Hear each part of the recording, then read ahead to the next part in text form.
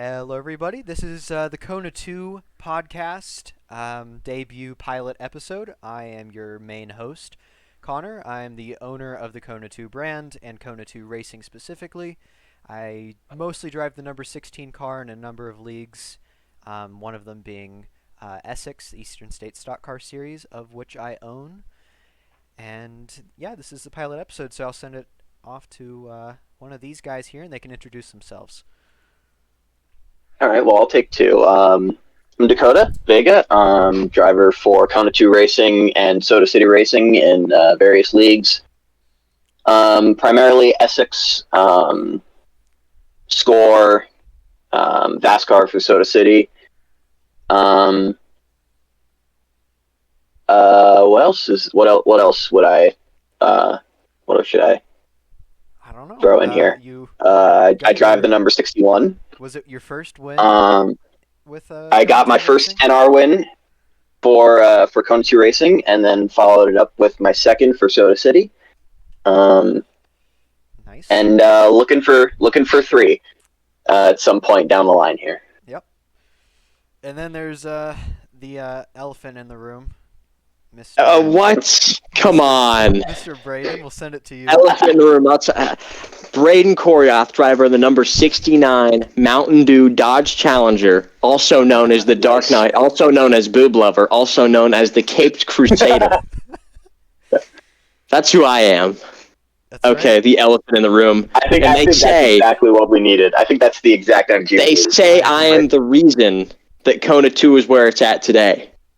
You know, They say I am the reason. Braden has been a staple for the team. I mean, Braden for a while. Braden's win in the series opener in Essex kickstarted a huge run for this team. Yeah. So for Pushed all the pushed people Connor. who are new here and aren't aware Well, listen, We did everybody. I gotta interrupt Kona 2 you. Racing. I gotta interrupt you because I'm not done here. Go ahead. Go ahead. Kona, people see that picture of the Kona 1-2 at Daytona. The biggest win in the team's history. Who was the guy pushing? Big one. It was that number 69. It was that number 69 Home Depot. It was that number 960. It was that number 69 Home Depot Camaro. That's right. And it's that's me. All right, Mister. I'm the elephant in the room. So for those of you who don't know who we are and you're new to the Kona 2 brand, Kona 2 Racing is a team that I started a couple years ago now in a league known as LRCS. And it took us a while to be successful. We got our first win last year, online win, and that was by yours truly at Daytona with the number 69 Home Depot car pushing it across the line. As was mentioned, yes. And then I signed on these two guys, Dakota being our most recent addition to the team, and they both got Am I their first really? wins in Essex. I believe so. Have we really not signed anybody in 3 months? It's been a while, but we've had a pretty stable lineup. Yeah, we haven't really had much change. Yeah. I mean, not like we have much room for it in Essex. We have 5 cars. We had a couple drivers sign on with the team, but our first true mainstay with the team was Ryan Sievers. Ryan has been with the team basically since its beginning, and he's ran in a number of leagues for the team, and he still races with us today. So we're thankful to have him. Yeah, I mean, I remember running running against that Menards truck back in cars over a year ago. Menards running with him in cars trucks for like 8th, every day. Menards was and now here we are together. Yep. Working together here. Menards was a key partner with the team and still is kind of around. They'll actually be making their big return to the team on the number 16 really? at North Wilkesboro. They will be above the rear wheels on the number 16 throwback. I don't know how I didn't notice that. So, yeah, that's a little rundown of the team. We're fighting for championships, but we're also scratching our way for wins. Championships. Speaking of just season 6 of kart, it was Robbie's season. Then it just gets shut down because the league owner the league owner was actually caught doing certain nefarious activities that I can't speak on. But yeah, I mean, Oh boy. we should be a champion, but it's okay. Yeah.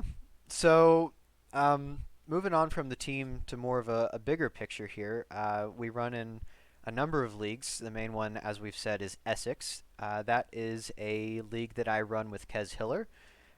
We run late nights on Fridays at mostly well-known tracks on the East Coast and across the Midwest. And yeah, we're almost done with our debut season, and I'm pretty excited for season 2. We've got some things cooking on the back burner. We're not even there yet. Just relax. We got a lot of things to finish. We still have we still have 5 races to the end of Essex, and then an off season. Next is Talladega. It's gonna be fun. It's gonna be really fun. I'll make sure that there's a link to the Essex Discord in the description of this video. But it's going to be high speed, high closing rates, hoping for a big field. It's going to be exciting. Will the Dark Knight DNF again? We're going to find out. We will see. We're going to find out. So let's. Yeah, let's kind of recap the previous Essex race, being Springfield Mile in Springfield, Illinois. Yes.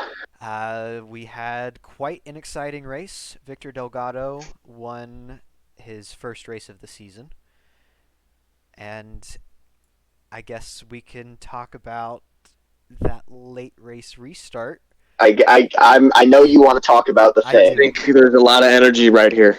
There's some, you want to talk about energy. Here's the thing. Here's the thing. Can I be real with you, Connor? Of course. I think you're taking this harder than you should. I stopped caring at like 1 a.m. on Friday. Listen, speaking about Connor, I'm going to speak on Connor's behalf real quick. He's like that because there was a time before this incident where he also liked to get into his teammates a whole bunch. So he's trying to be sure. I didn't know that. Yeah. He has a history of getting into his teammates. You guys, mostly you, Dakota, are completely right. I probably am taking this a lot harder than I should. Yeah, it was a late racing deal. I didn't even see you in the incident. Yeah. I just saw Severs. I just saw Severs come up. So I didn't even see you on my side. So, those of you who weren't aware of the Springfield race, I know probably a few of our listeners were in the field or at least aware of what happened. It was either the second to last restart or the final restart. It was the last restart. Entering turn 1, I got either loose or tight and tried saving it. And I got into Ryan Severs in the 6 car, which then sent him up the track into Dakota, and it really ruined their finishes because we were all honestly having really good days. I ran top 3 all race. We had, was it the first 2 rows behind the first row filled with? I think so. I think we had rows 2 and 3 locked out on the start. Pretty much. It was honestly shaping up to be a really good race for us and a good finish because we were looking pretty good. Connor was running great. I was running okay, and Braden and Severs kind of running the same kind of pocket. Good at all. Don't even say anything about it. We ran fine. We all run in the same pocket of like 4th on back. That's so like it's not like a. Well, let me say I qualified really good. Base difference. Okay, you know what? I was gonna leave this. I wasn't gonna speak on this much, but I feel like I have to. You're getting me going here. I qualify 3rd. Well, wait, yeah, qualify 3rd. Almost got the pole. Really good effort, right? It was, I think, your best qualifying attempt of the season. I think. I got the pole. He got pole at Kansas. Oh, that's yeah, right. He got did pole. get pole. You're forgetting about my first career pole, I'm Connor? sorry. Go on. Anyways, we start the race third. I love Springfield the first time I did it in my first season. Loved it. So I felt really good about the track. I can hold the bottom really good. Start the race. I get a little tight, get a little squirrely. Got to get the first lap nerves out. Come out of turn 2. We're in third. A few cautions take place, a few wrecks, and then Mr. Ace Harrett. We have his opinions on him. Very aggressive guy. He's behind me. Restart. He just uses me as his brakes, I guess, or as instead of letting off the gas, he just uses my. And I slide up the track a little bit.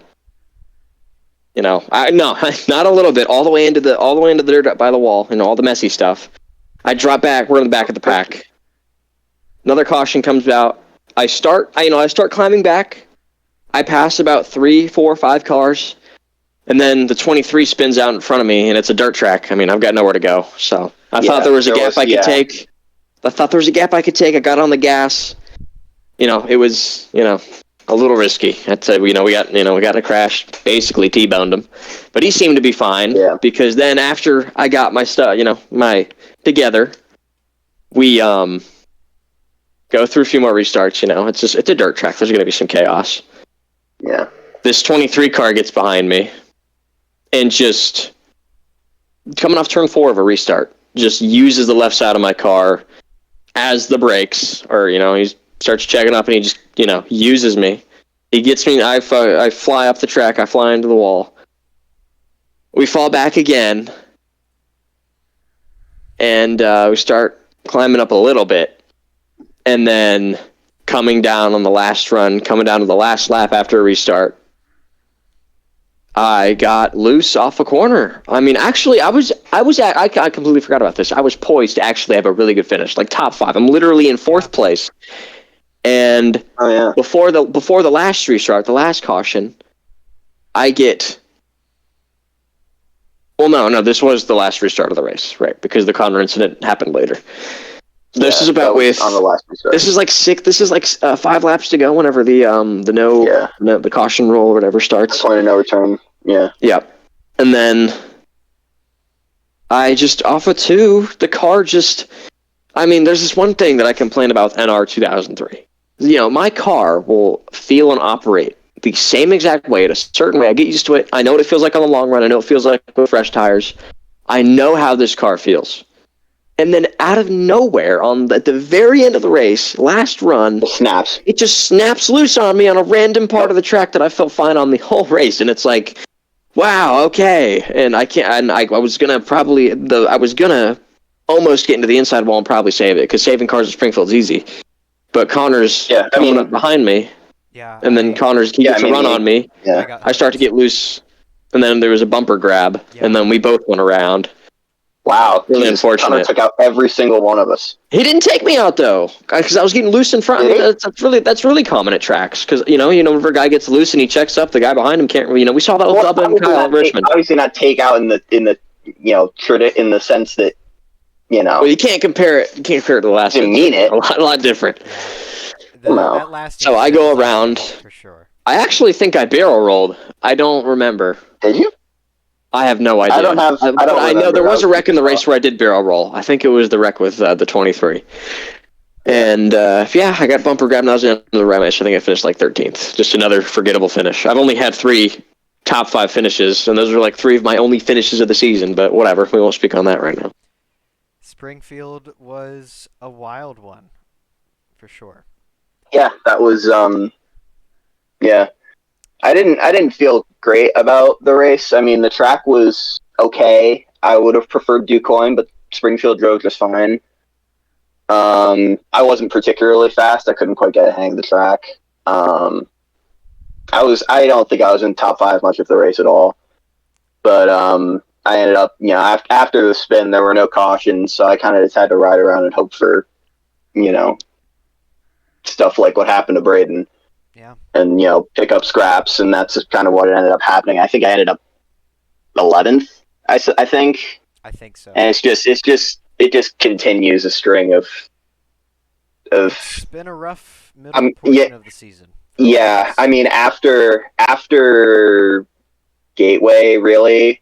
I mean, lacrosse. I had game issues, and I finished like 14th, like 9 laps down. Yep. What was after that? Watkins Glen. I finished 6th, which was fine, but I probably could have gotten the top 5. Pocono, I lost 4th gear on the race start, so I had no 4th the entire race, and I ended up finishing a lap down 7th on a strategy call. Daytona, I wrecked, and then parked it because I wanted to watch the finish and call the finish with you two. Or was that? Yeah, that was you two. Yep. And Springfield just happened. Yeah.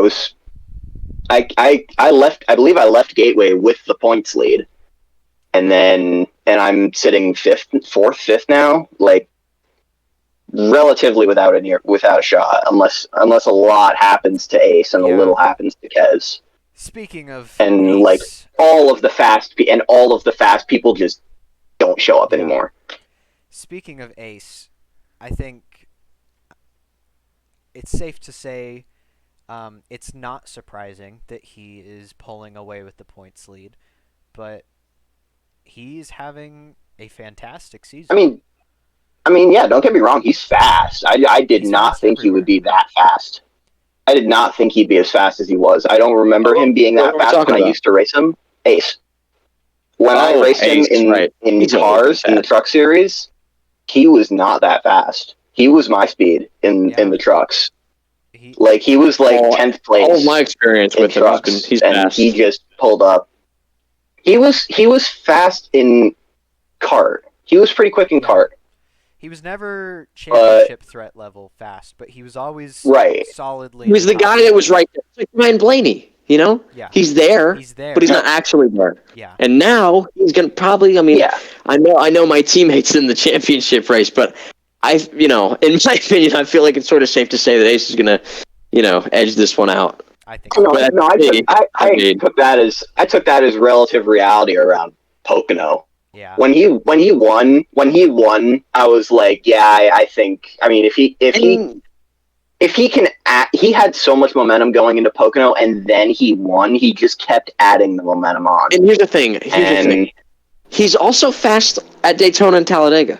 He's really fast on the plate tracks. He's good everywhere. He was working great with Jameson at Daytona. Before Jameson turned him. Yeah. Or whatever happened in the last 3 laps there. But once he had so much momentum going into Pocono, and then he won that race and just picked up so much more. And with the amount of people attending races growing, that means the gap from a good run to a bad run just gets that much bigger, and it makes it that much harder to make it up. And when Ace is having consistent top 5 runs, and I'm sitting back here, wrecking and DNFing and losing gears and screwing up strategies and all that, I feel like I fell out of the championship hunt after Pocono. I think I could probably agree with you. In my case, if not Watkins Glen, I have yet to win this season. Still hoping to get one somewhere. My best bet's probably Talladega. But I was running P2 at Pocono, and I was catching Ace. But that 74 car of Kez Hiller was a little faster. And entering turn 2, the tunnel turn, I was put in the wall by Kez, and all my momentum was killed. Because since Pocono, I've not been running well. Just you struggle a little bit in the first 2 races.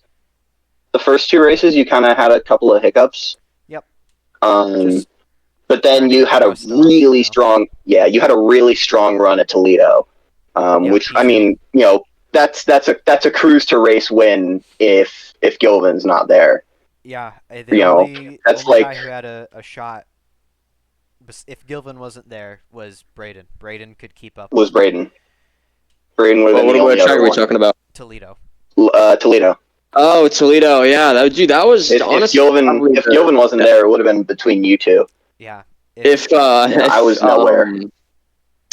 If I was to think back, I mean, Toledo's got to be my best actual run I feel like I've ever had in NR. Yeah, me too. Yeah, let me pull the export. I don't from just like a core like what's the word? Just a core mechanics level of racing. Just like a good just a race that felt good. A good racecraft, I feel, in that race. Yeah. I mean, I was able to save my tires up really good. I've never been able to do that before, like to that level. I feel like I'm a long run driver. I've realized that in NR. On most tracks, I'm a long run driver. I save my tires better than other guys, but but it's NR, and with NR, it's not entirely because sometimes the leaders, they can use up their tires a lot, but they'll just be so damn fast. Yep. And, I just feel like you don't have to, you can't actually catch up to those guys when you do save those tires. When you start gaining time, I mean, you can't catch them in the end. You're exactly right, because you have people like Jerry Cook and Ace and Robbie and even Zach Hillier to an extent who have been doing this for so long that they are just that good.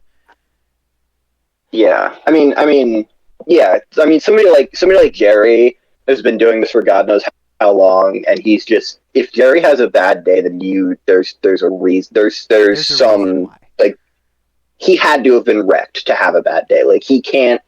I mean, Jerry Cook doesn't have bad races. If you talk about, it's just not a thing. Yeah, if we're talking without guys wrecking, who always run well unless something happens, first person who comes to mind is Nick Gunther. Nick Gunther as well. Nick Gunther, Nick Gunther. Jerry Cook, Nick Gunther. Dominates every single race that he's in.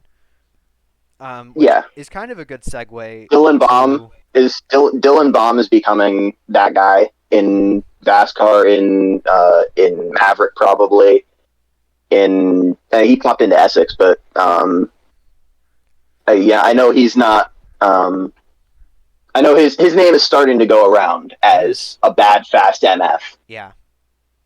Because he is, and I'd probably, if Dylan Baum wasn't in NASCAR, I'd probably have 3 wins there. Yep. Like 3 easy wins too. I wish I could race in NASCAR, man. That's just too much for me. They're working on it, and that's something we can touch on. Yeah. So that actually is a perfect segue. If that's where you want to go next. Yep. Into. All right. And well, we can go. We can go through the other leagues. Throw a score in there as well. Yep. Let's talk Maverick since it's the most recent race. I don't know about Braden, but I watched most of it. Dakota raced. I only really on outside leagues. I only really have I can only give you updates on the races I was a part of. Yeah. And I haven't been in another league other than Essex since Gnarl is it Rock. Oh. So, that's my one F-bomb for the podcast. Dakota made like one. He made a rule for one. They're having one F-bomb. So that's a rule for me. But. We can kind of keep these brief since Essex is our big thing. Maverick, we can kind of gloss over for a couple minutes. Maverick, their most recent race was last night at Las Vegas Motor Speedway. I want to give a big highlight to Chase Severs, who doesn't have the best reputation in the NR community. He's known to be quite reckless, and he's new, but he had to qualify and qualified in the top 15, I think. Top 15. I think he outqualified me. Goat behavior. And, that's goat behavior. At one point was running in third. He was running top 3 for a large portion of the race, if I'm not mistaken. I didn't watch after I retired, but he was around the time I retired. He was running top 5. Yes, he was third for a good portion of the final few laps of that race. For those of you who don't race in Essex very often, Chase is actually having a really good season. Listen. I've been on this kid ever since I started racing. Ever since I met him, he's a great kid. All right, he's a funny little individual. He's a silly little guy. And I tell you what, he's a kid, and he's growing into something here. He is. He. Oh yeah, Look at this kid. yeah. He I mean, comes literally, from, like what 8 months ago, he was fired from Yeah. I mean, K2 listen, I mean, I he was a don't because bad player. know. his performances were so poor, I don't know what and them he's turned it Seavers, that around. family line. I don't know what that bloodline's been cooking up. But I tell you what, those two kids, those are great They're children. good. Yeah. Those are They're great good. kids. Yeah, they're Those good. are well raised kids. Ryan and Yeah, Chase I mean Severs Chase. both come from a racing family, and it's starting to show. They're Ryan Yeah, doesn't win often, but he's always consistently running well. And Chase is right. he's really starting to build something here. He's got his own team, Rust Bucket Racing. He just signed Speed Miles in Essex to He race did. for him, Yeah.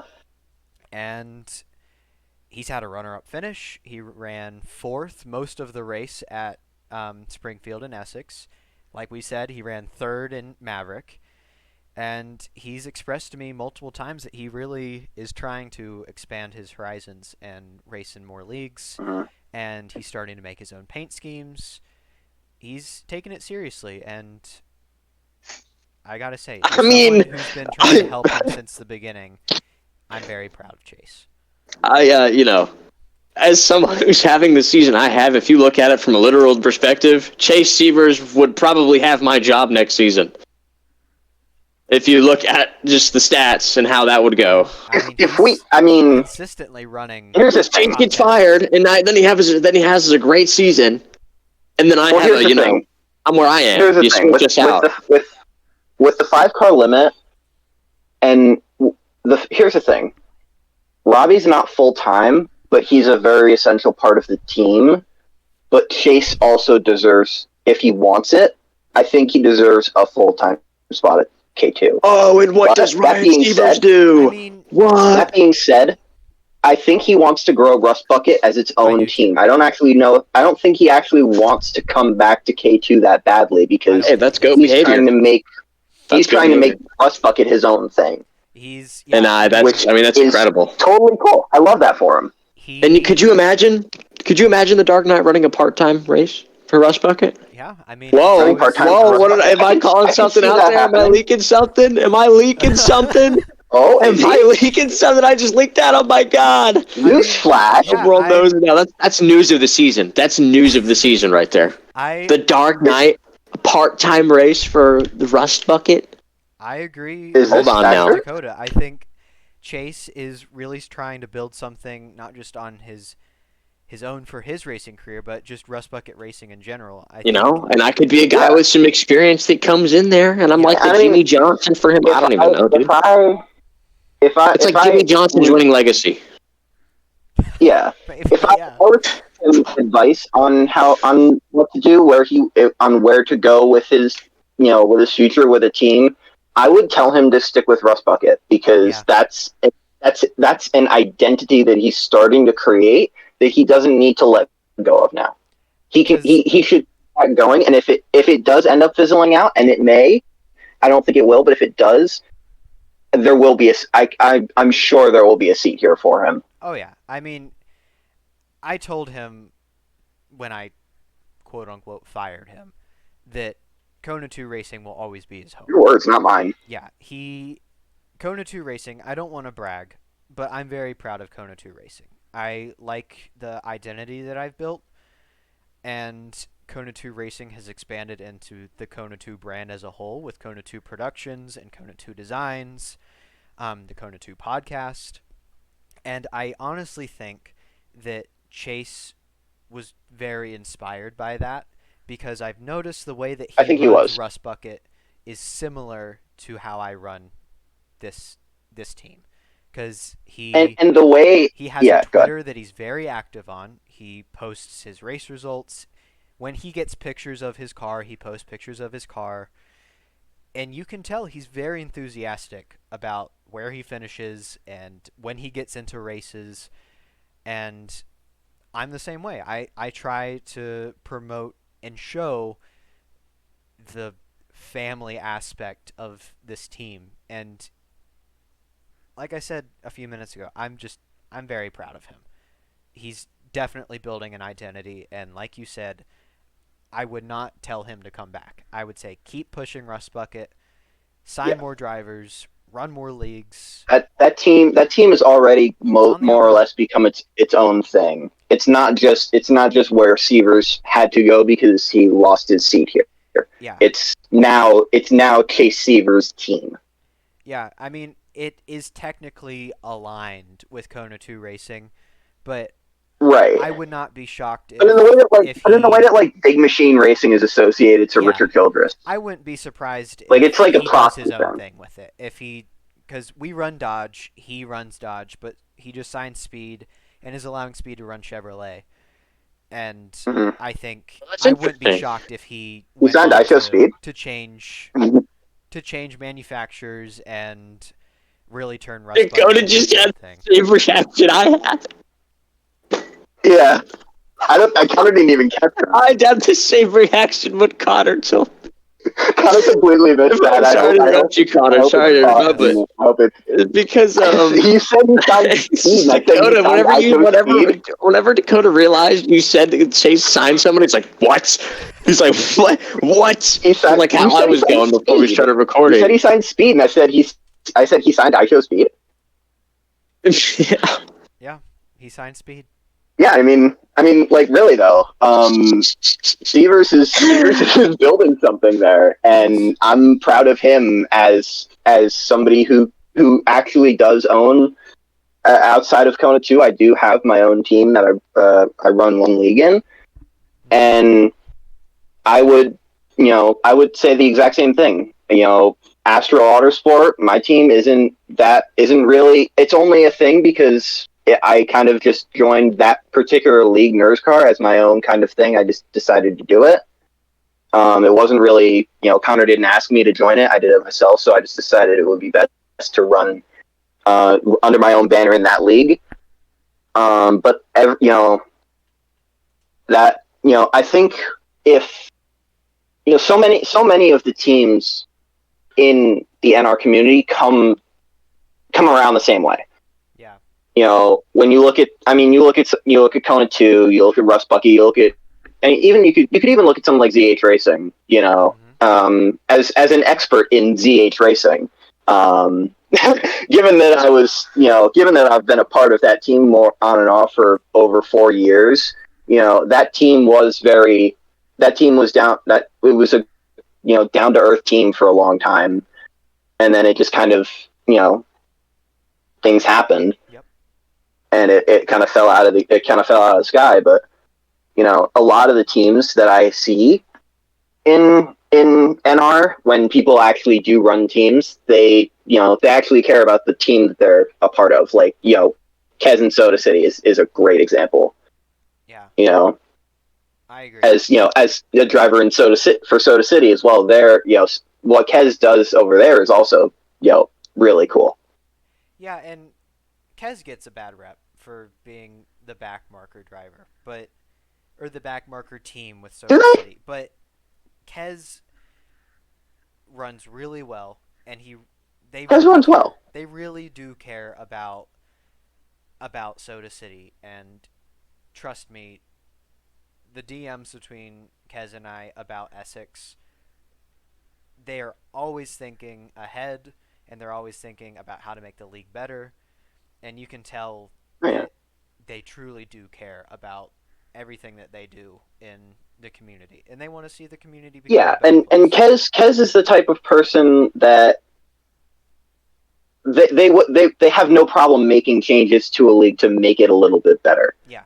When before Essex was Essex, it was Mass, and before it was Mass, it was Kart, and Kart was a league of mostly recognizable tracks, but a lot of really niche, quirky, short tracks in the middle of nowhere, Canada, that nobody had ever heard of, and nobody would ever hear of again. And it caused, the tracks weren't very high quality, so it caused problems. And I think what Kez, when that league died for reasons, they realized that there needed to be change in the way that the schedule was, and that the focus needed to actually come a little bit while the small tracks were quirky and interesting and made the league a little bit unique, it didn't draw a ton of people, and B, great racing. Yeah. So Kez fired this up with, and I I know it because I see it in the heart of the league. Kez redid all this to make a better product. Absolutely. And, and kart was, I did care about kart. So did I. It's what got me back when I was there into the racing, NR racing world, and I don't want to say it was dying, but it was on its last legs. Compared to where it was in the season before. Season 5 compared to where it was season. And then compared to where it was with Cup 2000. Yeah. It was flying. That is an iconic NR2003 racing season. It was. It truly was. Oh yeah. In this small little community, the small little community, because it's not, it's not too big, not too massive. But out of like the seasons of these leagues, dude, season 5, a car that's like an ESPN classic. It was. Yeah, that's one that people can remember. I mean, the fields were always a good size. The tracks, well, small, the fields were never too big, but they were never too small. It put on some great racing, and dude, quirky tracks and the big names were showing up. Yeah, you had Nick Gunther and Gino Bonini. Gunther, Harrod, Gino. Gino Bonini? Bill. Oh my goodness. Gino Panini trading cards? Yeah. Anyway, so like one of you guys said, I didn't catch who it was. You had the big names there. The well-known names. That was Braden, I believe, yeah. Yeah, the big names were showing up. Well, at least what I like to consider the big names. I don't know what the big names are, but yeah, you had what I consider the big names. And it was off to a pretty good start. You had a good-sized field at Daytona, and then you could kind of just tell the passion was gone. And when Kez approached me about halfway through Season 6 of kart, they basically told me flat out they didn't want to do it anymore. And that they just lost the passion for it. And I could tell, because I've known Kez for 4 years now, and you could tell Kez just didn't care. But they said that they weren't done, and they wanted to start something new. And they approached me with Essex. I apologize if you hear my dog. But they approached me with Essex, at the time Mass.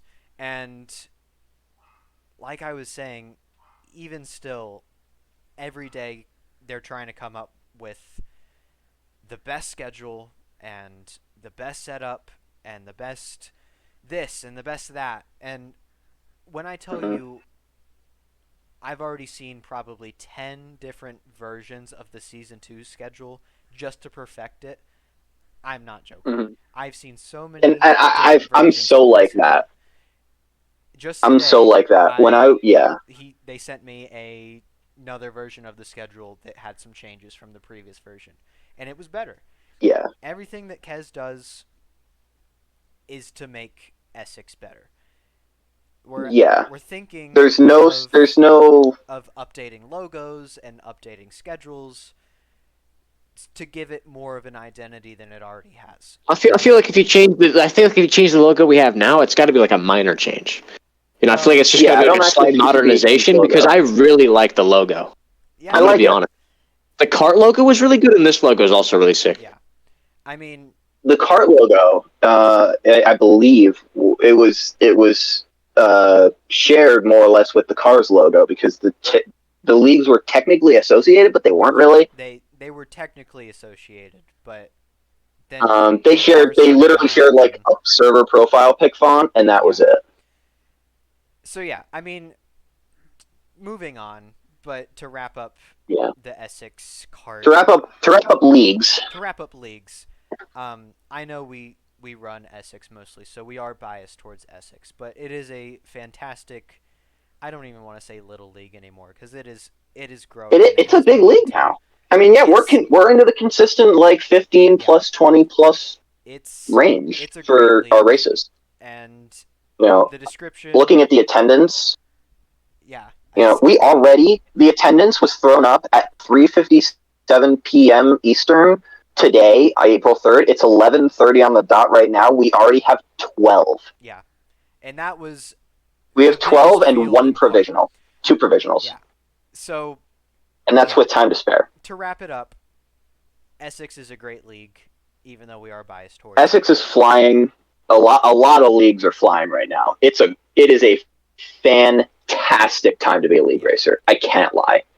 Absolutely fantastic. Essex is kicking off. Score's kicking off. Vascar's Yeah, kicking off. all these leagues are It's doing just really well. fantastic. It's wonderful. The link to Essex is in the description below, so check it out.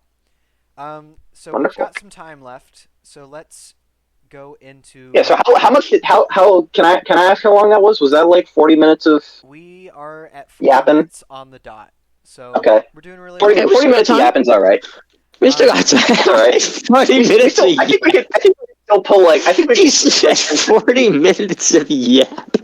40 Oh, that's good. More like 40 So- minutes of That's yapping. great. Let's go into our final topic here, being the 2024 season, and then if we've got some time, we can talk about our top 10 drivers list. So the NASCAR 2024 Cup Series season is about to head to Martinsville for the spring Martinsville race. Previous race was at Richmond. Denny Hamlin got his second win of the season, if you don't count the Clash. And Martin Truex Jr. is your points leader. So what do we think of the 2024 season so far? Well, the season as a whole, it's been quite interesting so far because there's been a lot of different kinds of races. We haven't had any really. I've got something to say. Say. I've got something to say here. I'm going to be honest. To start off. To start the first like 4 races, I mean, this season looked like it was going to be like one of the best of all time. Yeah. I mean, just absolutely unreal. Daytona, I thought was fabulous. Atlanta was great. Daytona was a good race. Atlanta was one of the greatest races of all time. Literally one of the greatest races of all time. Who was in attendance in the stands? With Braden Coryatt in attendance. I mean, that's literally one of the biggest honors of my life. Las Vegas was honestly a pretty disappointing mile and a half. I'm going to be honest. That race was one of, in my opinion, was okay. In my opinion, I thought it was one of the worst 1.5 races we've had, but it was all right. It was watchable. I think it was okay. I don't think it was horrible. It was watchable, and the finish was interesting to say the least. And though it didn't really have Dakota Phoenix. No surprise, Phoenix was pretty horrendous. It wasn't the best race, but it wasn't a pass-heavy race. It was a strategy race. It was, and for strategy buffs, love it for them. Love it for the strategy people. The past Bristol 4 weeks happens. The last 4 weeks have been like a month straight of wet dreams for strategy fans. Listen. I'm a strategy fan as well. But the strategy with the next-gen car is, like, non-existent. The strategy with the next-gen car is just absolutely horrendous. Were you watching Richmond? There was plenty of strategy. Half asleep, I was watching it. If I had to say anything about Richmond, I think NASCAR should have let the teams decide when to put the slicks on. We've done it at I think they should have dragged the damn racetrack. Well, because I think the wet weather package put on better racing in those first 30 laps than the entire rest of the race. I thought it put on good racing, but I don't think they handled it perfectly. I still think we've seen multi-groove Richmond before, though. Yeah, but with the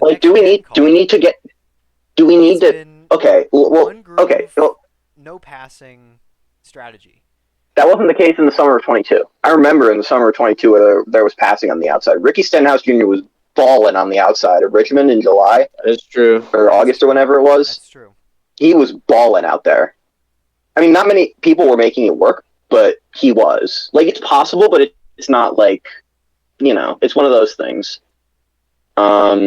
Richmond, and from what I've heard in the industry, as if I'm an insider, is that... As if you're an insider, yeah. That Richmond is going to be losing one of its dates, probably the spring date. for next season. That's what I heard, and I think I'll accept the spring Richmond date leaving if the summer Richmond date moves to the round of 16. But only if it moves to the round of 16. Why specifically the round of 16? Because that's just, if it's not the cutoff race, it needs to be a playoff race, and I think the round of 16 is exactly where it should be.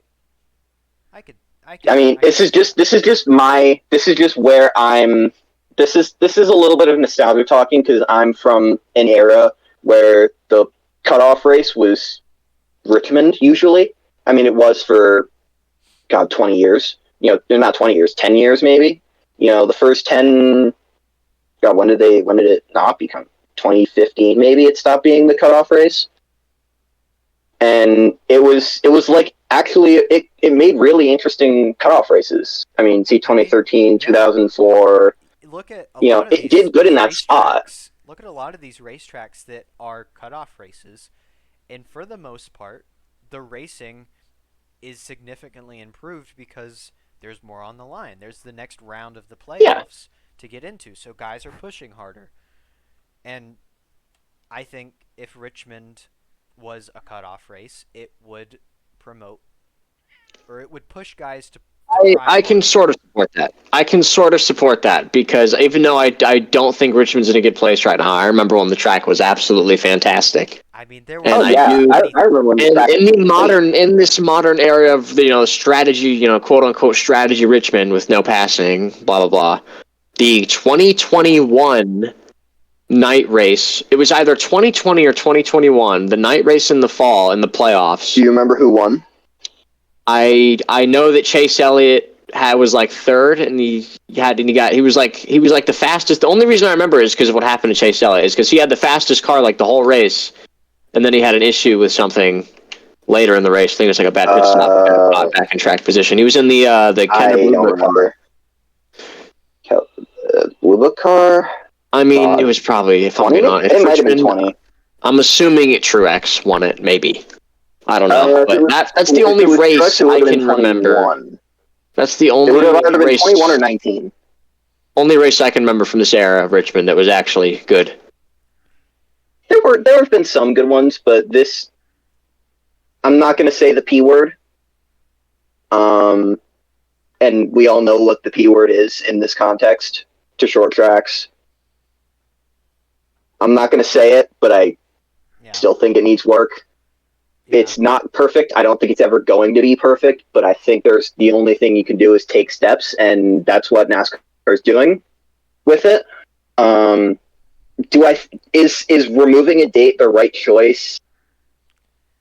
It depends. It depends what they're replacing it with, because if they're replacing it with another short track, okay. If they replace the spring Richmond date with a 400 lapper at North Wilkesboro, I would actually be happy. I would rather, actually. I would love to see a 400 lapper at Wilkesboro in the spring. I think that would be great. I mean, if they replace it with I've heard Montreal they're still pushing for. Montreal, I don't know about Montreal in March though. That's true. That might be yeah. I mean, the first time NASCAR goes north is basically May. Yeah. With Dover. Yep. So, I think it's up to. I think my opinion on them removing the spring race depends on what they replace it with. If they remove the summer race, that I'm not super upset about, because the fact that they moved it from at one point the cutoff race to then a playoff race and then to more or less not very important regular season race in the middle of July, in late July. The aura of that race is more or less. I wouldn't be super upset if that race didn't come back. Yeah. But I would still like them to put the right track there in its place. I agree. So to wrap up Richmond, what do we think? So are we gonna talk about the restart? Final restart. I knew it. I forgot this was going to happen. I want to hear what Connor has to say. So, overtime restart, you have Denny Hamlin and Martin Truex Jr. on the front row.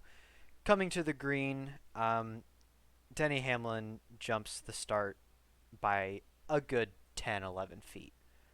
Martin Yeah, Truex Jr. I said 10 to 15. Calls him out immediately, says he went early.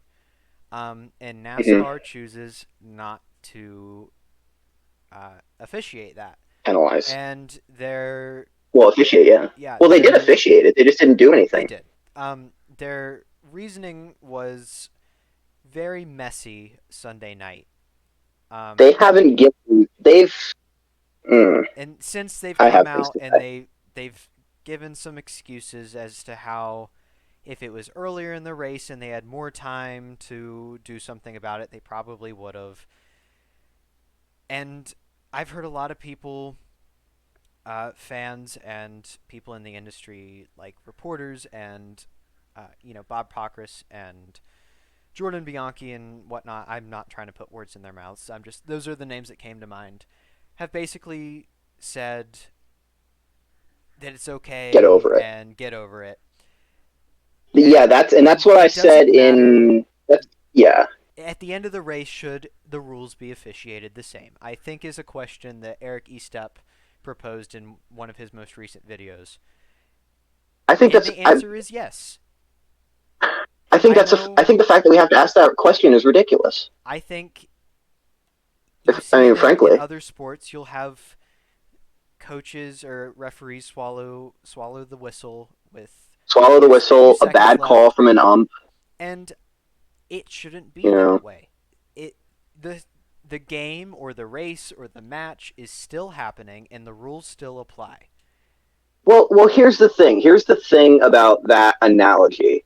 Something like, take for instance a pass interference call in the last play of a game. That's the referee's eyes. That is a judgment call in the moment, in the heat of the moment, from a human. But in the case of Richmond, it is very they had the cameras there. They had the cameras that showed it. Witnesses. They had all the proof they needed, and they should have no problem doing that.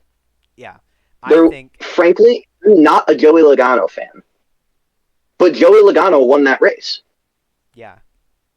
Can we just be real? Like, Joey Logano won that race despite him. Joey's taking a kind of a stance with, populace on this of like, well, this is BS. Like, if I jump next week and I get penalized, I'm going to lose my crap because... Yeah, because NASCAR's come out and said that they don't encourage the drivers to think that they'll get away with it every week. But your biggest criticism from but they just let somebody get away with it is that you aren't consistent with your calls. So why? And we see this so often. We see it so often. So the problem is that we see it so often, not that it happens. Inconsistent. Why would you basically say, well, whatever, we'll be inconsistent. We might catch it. Here's the thing. Real quick. Here's the thing. Yeah, go ahead. I was not expecting you guys to be this passionate about this topic. Well, I'm very passionate about this. It's worth talking. I'm a rules lawyer. I'm an asshole. It's just extreme passionism. I don't even know if that's a word. Extremely passionate about this topic. I mean, fair to you guys. I'm just like, wow, these guys are really hardcore into it. Braden, I could do an entire hour podcast on that 5-second stretch of existence right now. I have things to say. That's all I really have to That's say. Crazy. I mean, I have things to say. I don't know. I feel like me calling that out is like me shitting on it, but it's not. No. I'm just really intrigued. All I have to say about it is Denny Hamlin jumped it, and NASCAR should have called him out for it and penalized him. They should have done something about it, and I'm not sure why they didn't. That's all I have to say. And in the future, they need to be consistent in their calls throughout the entire race, no matter if it's the start, the middle, or the very end. Yeah. So I've got things to say about this. And I'll wrap things up here. Yep. With this. So for reference, how old are you, Braden? I'm 18. Are you older than...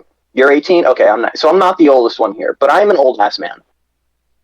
And I have been watching NASCAR my entire life, every week of my life for almost 20 years of it. I have seen this happen before. At Spring Richmond, late in the race, I've seen this. This has happened before. This happened in 2013 to Carl Edwards in the exact same race in the exact same way, and they penalized him. They do this. They did it in 2013. Yep. They in the exact same context, and they sent Carl straight to the back on the next restart. Granted, they had a caution to process it, but they sent his ass straight to the back. There was no reason, given the amount of evidence and proof that they had to make the call, that they didn't. They had it in front of them. They looked at the footage in the moment. They could have overturned it, but they just decided not to. But I think that's weird enough on its own. I think what's weirder is the fact that they're going on to Sirius XM radio and all these places, excuse me, and they're just saying stuff. They're just saying stuff to try and get people to not worry about it anymore. They're just, because on Sunday night, it was like, well, close enough, I guess. And like, first off, why have the restart zone if you're going to close enough the restart zone? Yeah. And second off, why is close enough now the rule and not ever before or probably ever again? Like, and that's what like Joey Logano was saying, has been saying on XM as well. You know, like if he can jump, Sorry. You okay? I got this new fidget toy off Amazon. It was a little spinner ball, and I tried. Dude, for me, it's always 2017. I've got major ADHD, dude. I love fidget toys. That's fair. I respect that. But I tried to spin this little spinner ball, and it flew off my desk. Anyway, sorry. You can keep going. But I think for NASCAR to go on Sunday, kind of call close enough, and then the day after or whenever go on the radio and say, well, if it was on a different lap, then it would have been called. What the hell does that say? The hell does that say about the sport? That the rules are malleable depending on the context? Yeah. Like if I told okay, I have so many things to say that I can't say any of it. Yeah. I mean, but what they're doing is that they're deflating the situation, but also all of the like influencers and YouTubers that would in any other context be absolutely losing their shit about this are taking the exact same stance and telling everybody to just like suck it up and get over it, when it's like 2 years ago, 3 years ago, 4 years ago, if that happened, that would not have been a brush it under the rug. Yeah. There would be content out the ass from every channel there would be, you know, a step and all those people would make, you know, Bradman and all those people would make, you know, would make videos about it, and you know, all the compilation people would make compilations about controversial all this and that. It's just not happening. And I'm not going to say that NASCAR is telling influencers to diffuse the situation for them, but it really looks like NASCAR is telling influencers to diffuse the situation because NASCAR can. Yeah, it does. And if that, I don't think that's the case, but if it is, that's really disappointing that we're relying on influencers to control the population, the populace, fan base, because that shouldn't be happening, and I don't think it is. But it's just one of those things. I think NASCAR just needs to stay. NASCAR needs to. Okay, I'm just going to say this and be done because I'm just saying shit now. My biggest issue with this, actually, is the fact that NASCAR, instead of admitting the fault and just moving on, they keep coming up with excuses as to why it was okay, instead of just saying, well, we made a mistake, you know, we didn't call it, and we can't. For some reason, we can't. Even if they BS that, for some reason, we can't do anything about it now. If they just said we made a mistake in the tower, we can't change anything. Hamlin won the race. We're sorry. We screwed up. It won't happen again. That would be fine with me. Mm-hmm. But they're saying, well, he was close enough. Well, it's late. Well, whatever. It's like they're not being transparent about anything, and I think for a sport that's trying so desperately to grow, a lack of transparency is the absolute dead last thing they need, but it's exactly what they're doing to themselves. And I think that's... I hope NASCAR realizes that the way that they're going about this isn't quite right, and that they should... they need to be consistent with rules. I think what they actually need to do is publish their rule book to the public, because they haven't done that. Yeah. The NASCAR rule book is not public. It's one of... I believe it's the only nationally televised, unscripted sports thing that doesn't have an officially public rule book. And the only other non-public rule book that would fall into that category, scripted or not, is WWE. Yeah. So when you're in company with WWE and trying to present yourself as legitimate, you're already in a deep hole. And the fact that they're just WWEing themselves like almost on a weekly basis at this point, it's just... Listen, I want the racing to be so much better. As a transition into my part of this topic, as a transition into this topic, I just gotta say, Dakota, that was just 5 or 10 minutes of just absolute beautiful yapping.